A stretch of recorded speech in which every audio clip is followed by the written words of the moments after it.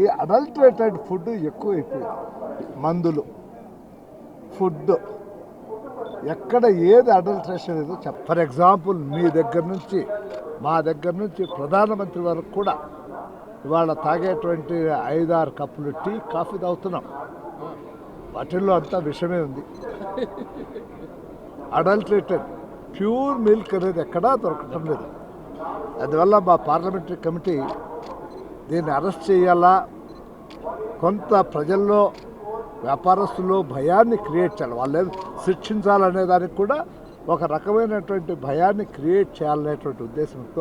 ఎందుకయ్యా మీ ఊర్లో ఒకరికైనా ఒక ఇద్దరికి జైలు శిక్ష చెప్తే మరుసటి రోజు ఫాలోడ్ అందరూ అడల్ట్ అవుతారు. ఫైన్ వేస్తే వాడు ఏదో అవుతాడు నేను అనుకోను. శిక్ష చెప్తేనే కొడతారు. ఏం వ్యతిరేకత? నువ్వు చేసే వ్యాపారం బాగుంది, నీకు ఫైన్ వేస్తే బాగాలేదా? నువ్వు చేయకూడదనే నీకు భయం ఉండాలే. ఏం వ్యతిరేకత అండి? నువ్వు ఒప్పుకుంటావా చెప్పు? నువ్వు యాజ్ ఎ కన్జ్యూమర్ నీకేమైనా ఇబ్బందా?